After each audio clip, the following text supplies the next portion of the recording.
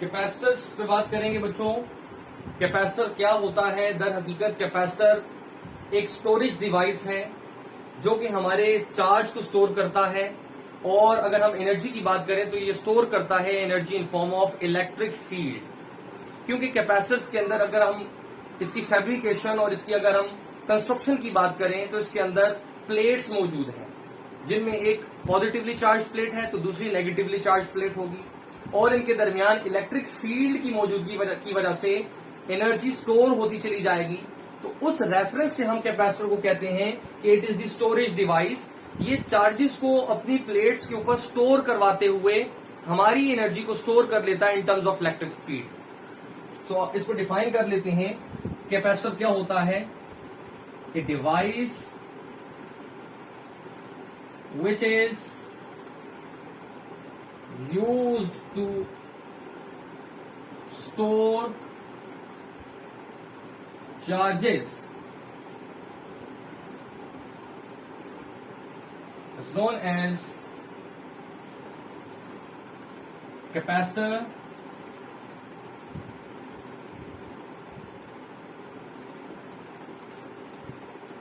इसको हम short interval battery भी कहते हैं। ये थोड़े से लम्हे के लिए बच्चों चार्ज को स्टोर करवाता है और उस चार्ज को रिलीज करवा देता है, एनर्जी को ट्रांसमिट कर देता है। सो हम इसे शॉर्ट इंटरवल बैटरी भी कहते हैं। तो it is also known as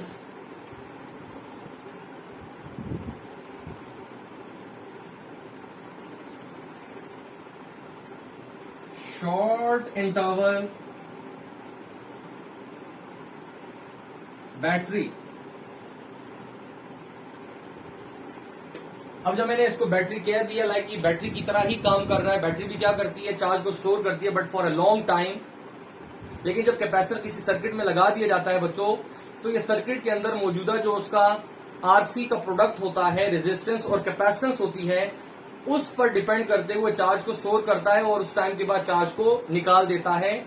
इसका एक स्पेसिफिक टाइम होता है। ये ज्यादा देर के लिए चार्ज को सर्किट के अंदर स्टोर नहीं रखता, बल्कि ये डिपेंड करता है रेजिस्टेंस ऑफ द सर्किट और कैपेसिटर की कैपेसिटेंस क्या है। इनके प्रोडक्ट से निकाला जाता है इसका चार्ज का टाइम ऑफ स्टोरेज और टाइम ऑफ डिस्चार्ज की, कब चार्ज को निकालेगा और कितने टाइम के अंदर उसको स्टोर कर लेगा। क्योंकि बैटरी भी काम करती है, चार्ज स्टोर करती है और फिर आगे ट्रांसमिट कर देती है। ये भी उसी तरह से काम कर रहा है, चार्ज को स्टोर करेगा और फिर आगे सर्किट में ट्रांसमिट कर देगा वक्त आने पर। So it is also known as short interval battery. अब बैटरी एनर्जी स्टोर करती है, ऐसा ही है।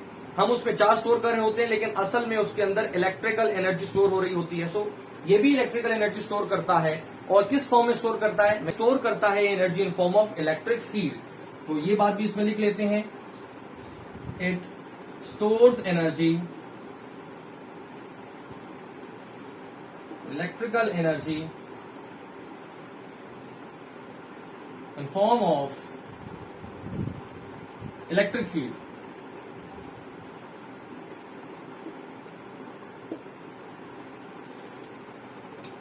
हमारे पास कैपेसिटर्स की बहुत सारी टाइप्स होती हैं। अगर हम कैपेसिटर्स की जनरल टाइप्स पे बात करें तो हमारे पास 3 तरह के कैपेसिटर्स देखे जाते हैं, जिनमें नंबर 1 हमारे पास है पैरेलल प्लेट कैपेसिटर।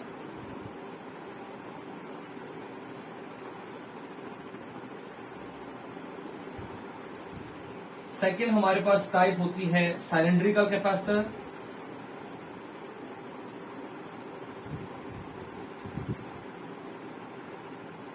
थर्ड हमारे पास टाइप होती है स्फेरिकल कैपेसिटर।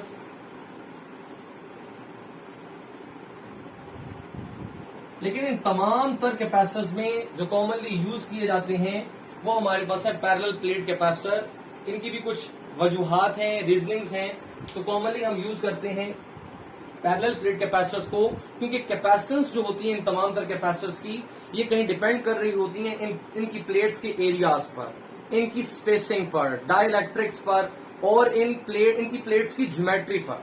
तो ज्योमेट्री के लिहाज से अगर देखा जाए तो पैरेलल प्लेट कैपेसिटर्स की कैपेसिटेंस जो होती है as compare to cylindrical and spherical ज्यादा बेहतर होती है। सो उसी लिहाज से हम पैरेलल प्लेट कैपेसिटर्स को प्रेफर करते हैं अपने सर्किट्स के अंदर और इसको कॉमनली हम इस्तेमाल करते हैं।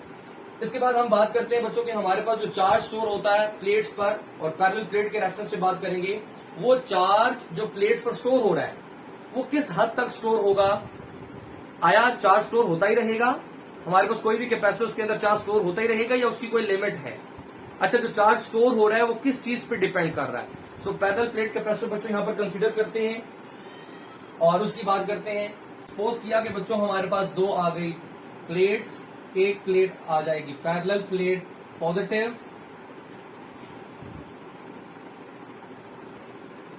और दूसरी तरफ मैं प्लेट शो कर रहा हूं वो है हमारे पास नेगेटिव प्लेट, और इस प्लेट को हम बैटरी के कनेक्ट कर देंगे पॉजिटिव टर्मिनल के साथ, और इस प्लेट को हम कनेक्ट कर देंगे बैटरी के नेगेटिव टर्मिनल के साथ। एक पॉजिटिव हो गया, एक नेगेटिव हो गया। अब क्या होगा कि बच्चों अगर हम कन्वेंशंस को फॉलो करें तो पॉजिटिव चार्ज हमारी पहली प्लेट पर जब स्टोर होगा, प्लेट ए उसको नाम दे देते हैं, जबकि दूसरी प्लेट है बी। तो कन्वेंशंस के मुताबिक अगर बैटरी की तरफ से चार्ज का फ्लो आया फ्रॉम द पॉजिटिव टर्मिनल और पॉजिटिव प्लेट्स जमा होना शुरू हो गया ऑन द प्लेट ए, तो हर एक पॉजिटिव चार्ज के आने के साथ due to the electrostatic induction एक नेगेटिव चार्ज प्लेट बी पर भी अपीयर हो जाता है। तो यहां जो दूसरी प्लेट पर चार्ज आ रहा है बच्चों वो आ रहा है due to the electrostatic induction. तो चार्ज कैपेसिटर का कैसे स्टोर होता है, इसके लिए आपको ये रीजनिंग पता होनी चाहिए कि कैपेसिटर पे चार्ज स्टोर होता है due to the electrostatic induction. यानी बैटरी की तरफ से यहां पर अगर एक आ गया पॉजिटिव तो इंडक्शन की वजह से वहां पर आएगा एक नेगेटिव, फिर यहां आएगा दूसरा पॉजिटिव तो इंडक्शन की वजह से वहां पर आ जाएगा एक और नेगेटिव। तो इसी तरह से चार्ज प्लेट्स पर अपीयर होना शुरू हो जाते हैं और फिर ये सरफेस पर ही रह जाते हैं। चाहे हम बैटरी को साथ कनेक्ट रखें या बैटरी को रिमूव कर दें, ये चार्ज इन दोनों प्लेट्स के ऊपर बचा मौजूद रह जाता है। क्यों मौजूद रहता है वो भी देख लें। अब जब एक पॉजिटिव आया अपने साथ एक नेगेटिव भी ले आया इंडक्शन की वजह से, तो ये दोनों एक दूसरे को करने लग जाते हैं अट्रैक्ट, दोनों के दरमियान है अट्रैक्शन। ये अट्रैक्शन इन दोनों चार्जेस को बाउंड कर देती है on the plates of the capacitor, चाहे हम यहां से इस बैटरी को रिमूव ही क्यों ना कर दें। तो यहां पर हमें बहरहाल कैपेसिटर को अगर डिस्चार्ज करना होता है तो हमें किसी अप्लायंस को साथ कनेक्ट करना होगा, इसको न्यूट्रल करना पड़ेगा, अदरवाइज ये चार्ज खुद ब खुद कभी भी खत्म नहीं होगा।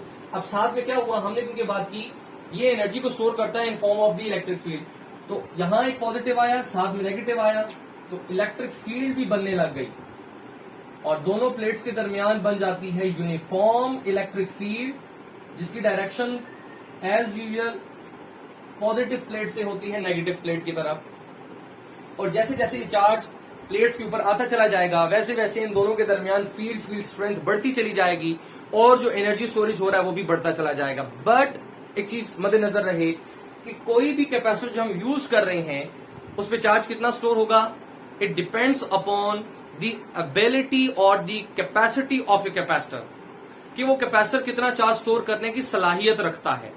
सपोज करते हैं बच्चों कि मार्केट में एक कैपेसिटर आया, मार्केट में कंपनी की तरफ से आया और उसके ऊपर मेंशन था कि एक कैपेसिटर 100 माइक्रोकूलम चार्ज से ज्यादा इसको स्टोर नहीं कर सकता, ये उसकी कैपेसिटी है। तो मैं अगर ये कोशिश करूं कि उसके ऊपर 100 के बजाय 200 लेकर आऊं, मैं उसमें चार्ज उसकी लिमिट से ज्यादा स्टोर करने की कोशिश करूं, तो ऐसा हरगिज नहीं हो सकता। मैं उसकी लिमिट, मैं उसकी कैपेसिटी से कम तो स्टोर कर सकता हूं बट उसकी कैपेसिटी से ज्यादा मैं उसको स्टोर नहीं कर सकता। तो इसी रेफरेंस से हम क्या कहते हैं, different capacitors have different capacitance. Different capacitors की डिफरेंट सलाहियत होती है, कोई कैपेसिटर ज्यादा चार्ज स्टोर कर सकते हैं तो कोई चार्ज कम स्टोर कर सकते हैं। तो इसके लिए हम एक लफ्ज यूज करते हैं कैपेसिटेंस, लेकिन उस तक पहुंचने से पहले हमें ये देखना होगा कि ये जो चार्ज यहां पर स्टोर हो रहा है ये किस चीज पे डिपेंड करता है। तो यहां पर मैं लिख देता हूं ये पॉजिटिव क्यू स्टोर हो रहे हैं, यहां पर लिख देता हूं ये नेगेटिव क्यू स्टोर हो रहे हैं, और हम यहां पर कहेंगे कि प्लेट ए पर अगर positive charge Q, plate B पर आ गए बच्चों नेगेटिव चार्ज क्यू, और क्यू आ गए charge store on the plates due to the electrostatic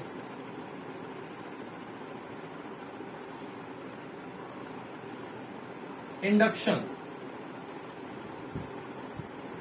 electrostatic induction की वजह से, ये बात यहां पर मेंशन करना जरूरी थी, जो इन प्लेट्स पर चार्ज आ गए, प्लेट ए और ये आ गई plate B,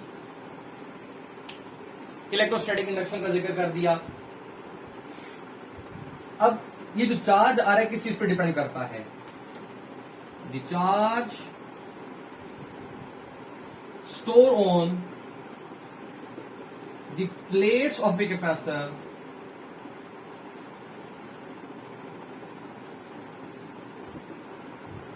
depends upon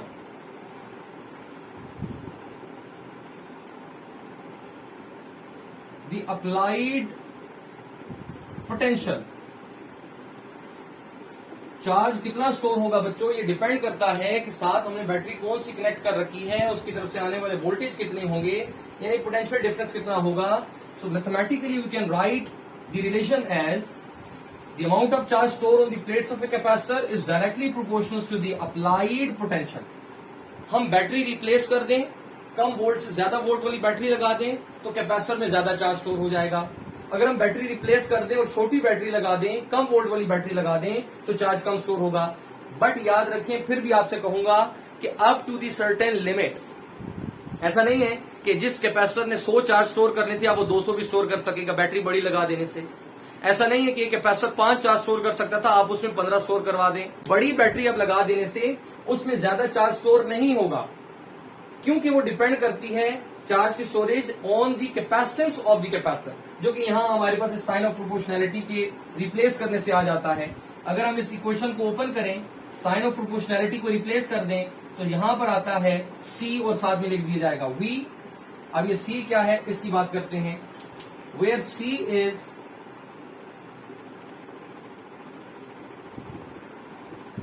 the capacitance of a capacitor.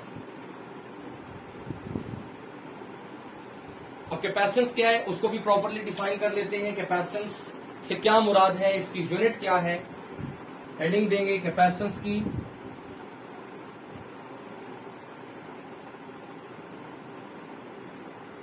और डिफाइन करते हैं इसको, the ability of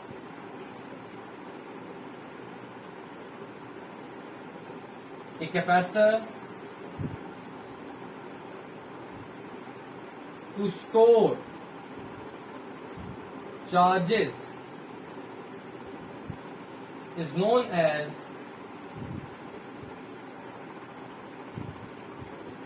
the capacitance.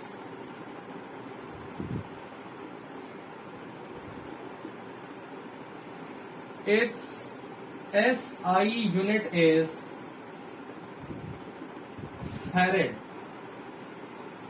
क्योंकि बच्चों इसकी यूनिट को डिस्कस करने वाला फैरेडे था, सो उसी रेफरेंस से फैरेडे के नाम की वजह से इसकी यूनिट रख दी गई फैरेड। और कॉमनली जो इसकी यूनिट होती है वो माइक्रो फैरेड या पिको फैरेड के साथ याद रखी जाती है, साथ में प्रीफिक्सेस होते हैं, क्योंकि फैरेड एक बड़ी यूनिट है, जबकि इसके साथ हमारे पास जो डिफरेंट कैपेसिटेंसेज हैं, जो छोटी कैपेसिटेंसेज हैं, उनके लिए हम माइक्रो फैरेड और पिको फैरेड जैसे वर्ड भी लिखते हैं, प्रीफिक्सेस भी लिखते हैं। इसकी इक्वेशन क्या बनेगी? अगर हम चार्ज इक्वेशन जो पहले लिख चुके हैं उसको रीअरेंज कर दें, जैसे कि मैंने यहां पर एक साइड पर लिखा और फिर भी लिख रहा हूं, Q equals to C V, तो यहां से बन जाता है C equals to Q over V। So this is the expression of the capacitance. अब इस कैपेसिटेंस की क्योंकि यूनिट फैरेड है, तो यहां पर इसी रेफरेंस से पूछता है कि बताएं 1 फैरेड क्या होता है। 1 फैरेड, तो 1 फैरेड क्या होगा बच्चों? अगर 1 कूलम चार्ज, इस इक्वेशन के रेफरेंस से बात करेंगे, अगर 1 coulomb charge plates of capacitors के दरमियान पोटेंशियल डिफरेंस 1 वोल्ट का क्रिएट कर दे, तो समझ जाएंगे जो कैपेसिटेंस है वो 1 फैरेड है। तो हम यहां पर इसको भी डिफाइन करते हैं, the capacitance of a capacitor will be 1 farad if 1 coulomb charge